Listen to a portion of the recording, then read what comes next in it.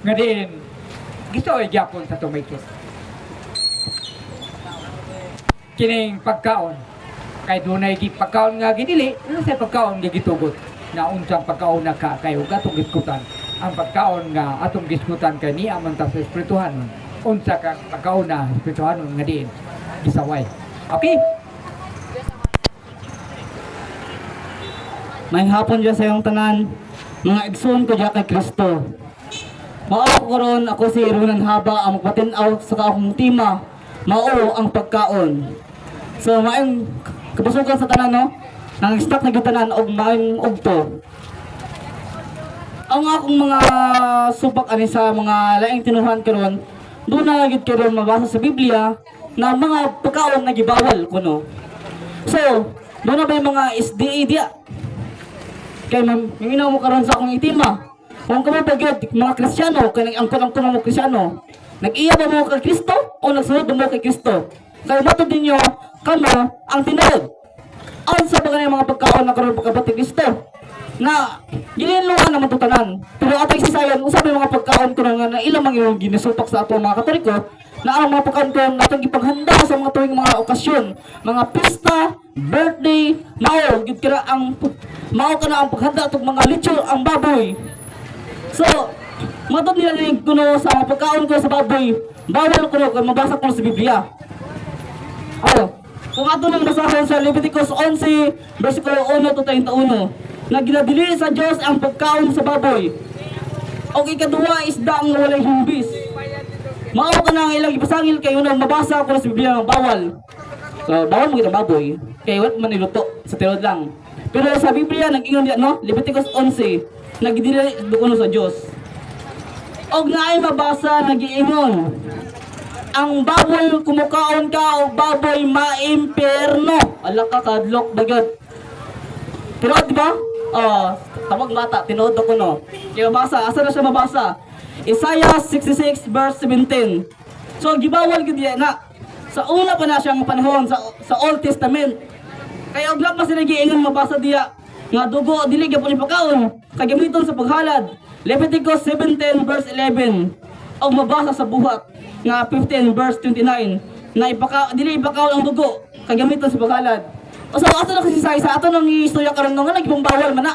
Nasa una pa man ang panahon na wala pa man ang Ginoo karon nakita sa yuta. Wala pa siya ni abot sa yuta man nagibawalan kuno kay wala pa manan mabasa sa Biblia. Mao na karon mga SDA diya basa-basa sa Biblia na namatay Biblia karon. Kung ang Biblia atay patubag sa inyo, kay ang Biblia may ipatubag sa inyo karon kay mao mabasa na hinlo ang atong kaunon. So mao ning matud nila nga ngamong makaon pa ta ang mga Katoliko og baboy dinuguan nga isda nga wala himbis. Nga sumala sa gibasa diya sa Biblia na dili kuno ipakaon.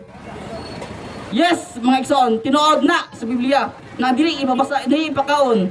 Kay mao na sa unang tipan o Old Testament tungod kay dili kini mousap sa iyang kinaon. Pero ang baboy bisan tuod kung pikas ang kuko niini. Dili man kini mousap sa kinaon. Busa hugaw kini alang kaninyo. Ayaw ka mapagkaon sa karne nining mananapa o mahigap sa putayng lawas nini kay hugaw man kini alang kaninyo. Mabasa ka na sa Leviticus 11 verse 7 to 8. So dili gyud na siya ma-deny kay mabasa man gyud. So mao ka na na dili pagkaon ang baboy sa Old Testament tungod kay dili kini mousap. Pero na ay good news sa karon sa New Testament ang baboy kay mousap naman. Ang pangutana nga naman kini mausap naman ang baboy karon sa New Testament tungod kay gihugasan na kini sa Dios. Gihugasan na kini sa atong Ginoo. Asa ka na siya mabasa? Buhat 10 verse 11 to 15. Si San Pedro ang unang Santo Papa sa simbahang Katoliko. Gipakitaan sa Dios ang pananaw. Nakita niya na bukas ang langit ug may gitunton nga ingon sa usa ka dakong palapton nga gihigtan sa upat ka eksena. Sa sulod niini, diya ang tanang matang mga langgam nga hiyalad o mga marap nga mulakat mukamang. Unya may tingog panginimingon kaniya. Hala, Pedro, ipag-ihaw og kaon. Apan si Pedro nitubag, dili ko Ginoo, kay wala pa ako makakaon og bisan unsa nga gihilang mahugaw. Ang tingog miingon kaniya pag-usab.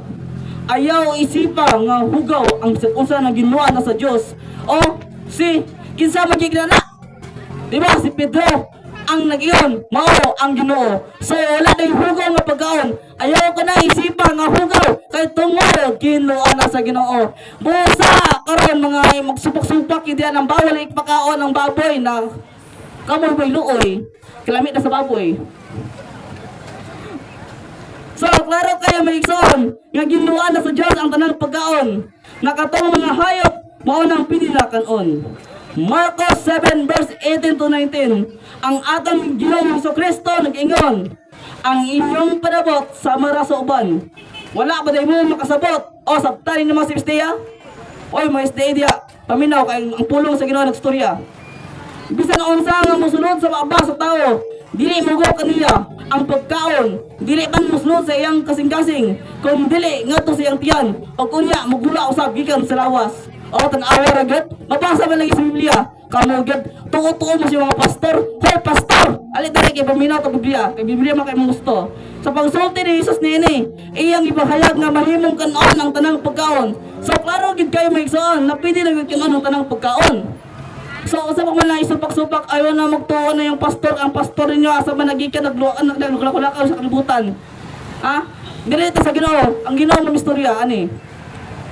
Unang Korinto 10 verse 25, makahimo ka mong pagkaon sa bisag unsang karne. O sa man ang baboy nga nasa merkado karon, karne ba na?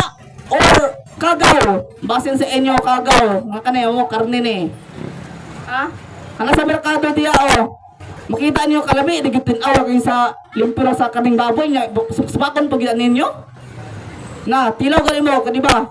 Lami, nagit kina siya, good. Kung ilang ibawala-bawalan, mana ka mo yung hugaw, hunahuna ninyo, dautan. Gumisag, gigon diya, unang Korinto 10 verse 25. Makahimo ka mo pagkaon sa bisag unsang karne na gibaligya diya sa merkado. Sa walay pag-agad sa inyong konsensya. Kaya ang hugaw, anaa sa huna-huna sa tao, tanawa, makadautan, makasala, amo tungod sa inyong mga huna-huna lamang. Kaginuan naman na kayo sa Diyos. Kung ilang supakon, ang Diyos mismo yung supak. Oy, mga SDA, naama mo na rin paminaw. Ayaw pamitaw sa iyong pastor, kay doon na rin, Biblia lang ang nagstorya niya, ang pulong sa Ginoo, mismo ang Ginoo nagstorya ni God.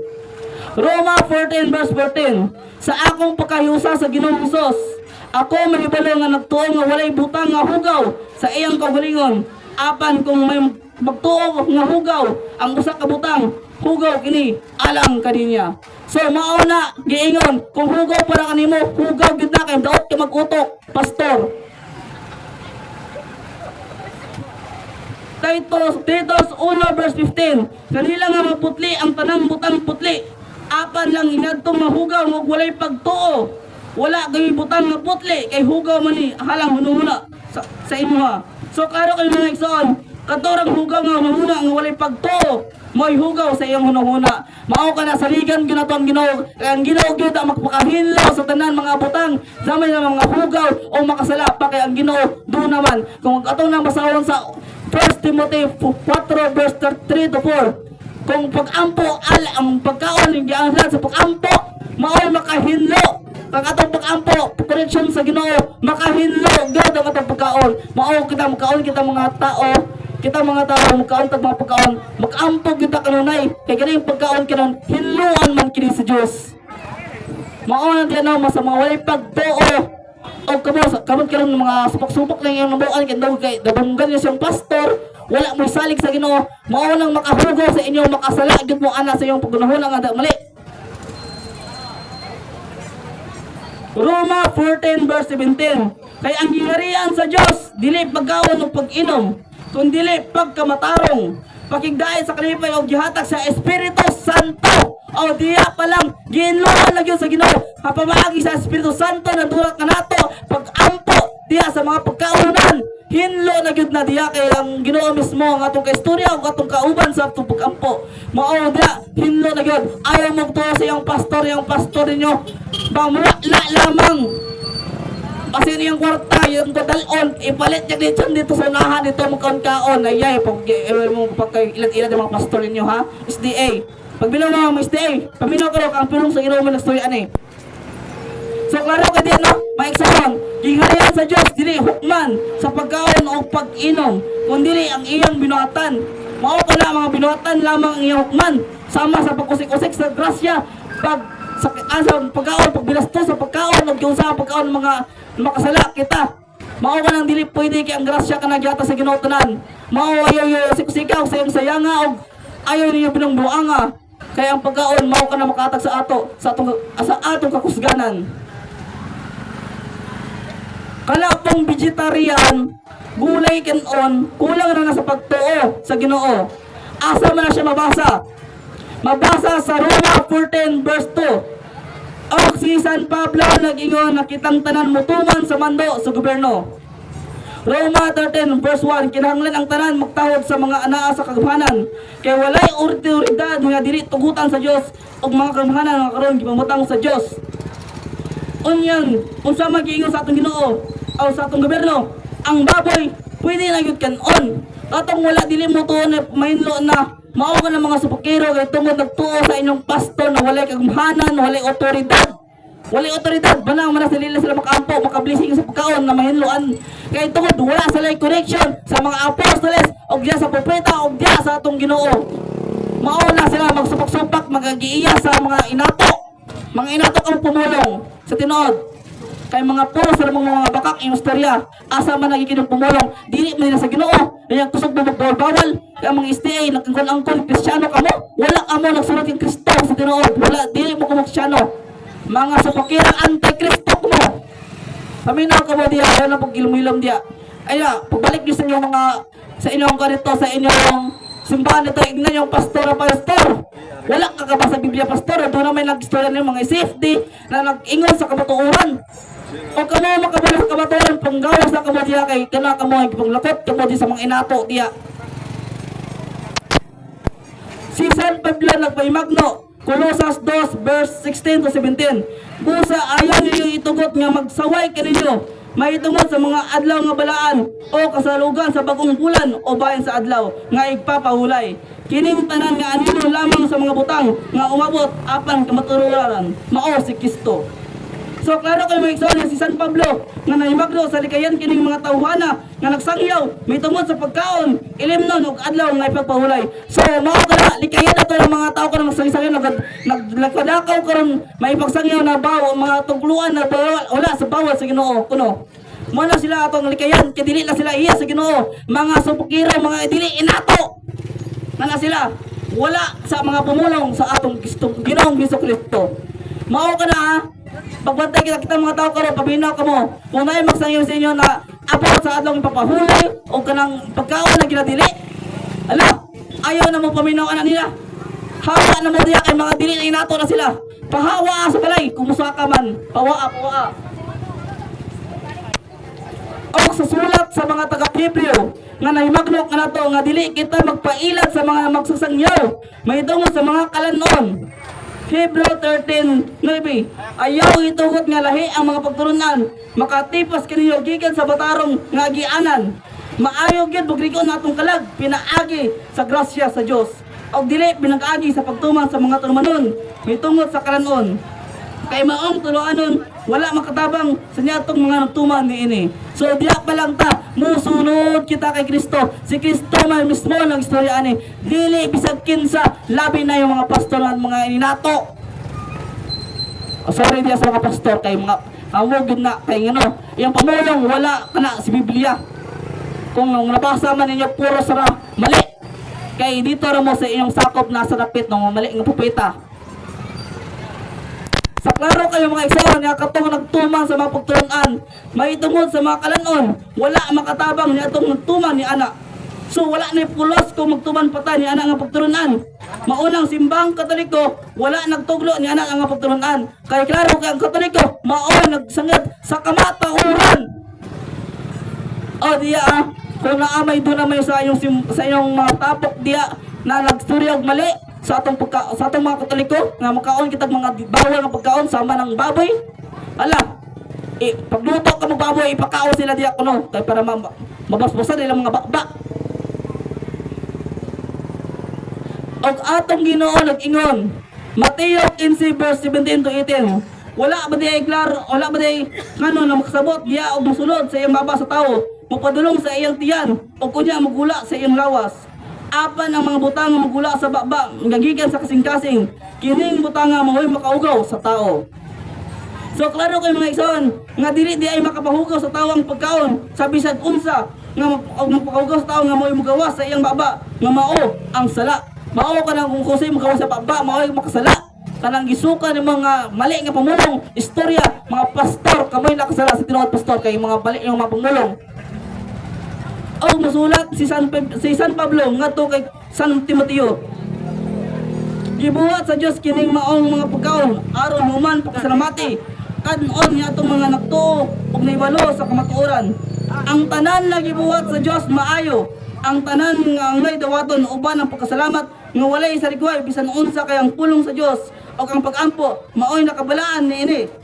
So klaro kayo mga igsoon ang tanan nga gibuhat sa Ginoo nga pagkaon maayo alang kanato kitang makataliko wala kitay duduwa kaon kita kaginuon na kita sa Dios sa Ama sa og sa wala pagtuo atok pud ng ampuan kay do pasalamat kita na ginuan kana sa Ginoo ang atong mga pagkaon. Og sa katapusan nga ang dugo nga dili ipakaon sa Old Testament dili siya ipakaon kay dalon man sa halaran. Halad sa sala Leviticus 17 verse 11. Pero katong wala gihalad pwede na siyang kanon Leviticus 10 verse 18. Og sa buhat 15 verse 19 dili ipakaon ang dugo kay gihalad man sa mga Diyos. Maong dili siya ipakaon. Pero kung wala gihalad gihimo ng sampay na pwede na siyang kanon. O kana mga INC diya dili mo kayo sampay na kay luod na kay mga inyong mga tinuora na yung mga luod yung mga batasan gyud sila mga INC makawan angkon kamo ang iglesia ni Kristo. Ang tunay nga iglesia mao ang iglesia Katolika dili kamo na Felix Manalo. Og sa buhat 15:19 dili pa kan ang dugo kay diyalag man sa Diyos. O wala man kami nagdiyos-diyosan kamo diya ang nagdiyos-diyosan kay yung ituluan si Felix Manalo. Mao ba na yung Diyos? Mao ba na yung anghel na kita pupita? Oy, pamilya ka mo mga INC. Ha? Dili na mao kaya tinod ang Ginoo mao si Jesucristo lamang. Dili si Kibuloy. Si Kibuloy din mas din si Kibuloy wala na mao. Og diri nako maingon na kanang pagkaon sa Ginoo gihatag diha sa tuwa o katong kanon tungod kay biyaya ana sa atong Ginoo. Og diri may paghilot ang kamatuoran na ang Iglesia Katolika lamang ang magsayod sa kamatuoran na kita tanan maluwas alang pagkaon. Og mao na kini ako pasalamat sa tanan og paminaw kamo kay kini akong pamulong mao ang atong Ginoo dili ako dili na sa mua kundi mismo Biblia. Pagilang diya mga bisag sa mga subak, mga SDA, INC, o bisag unsa man ang mga pundok diya, sama nagkasangyo sa mga kalanon. Ayaw na mo paminaw nila kay mga tumong lamang sa 10% ilang tuyo. Ayaw na mo papailad sa ilang mga istorya kay ilang mga pamulong dili inato, dili kay sa pulong sa Ginoo, kundi dili sa mga dautan kana. Og diri na ko taman nindot na may inyong matuman o inyong madunggan ang Biblia kay ang Biblia mao ang pulong sa Ginoo mismo ang Ginoo nag-ingon ani. So mao kana maayong salamat. Okay.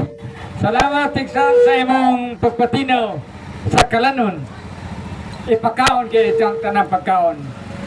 Kay kung masulod sa itong tiyan, bugas man usab. Tinuod ko nga ang gidil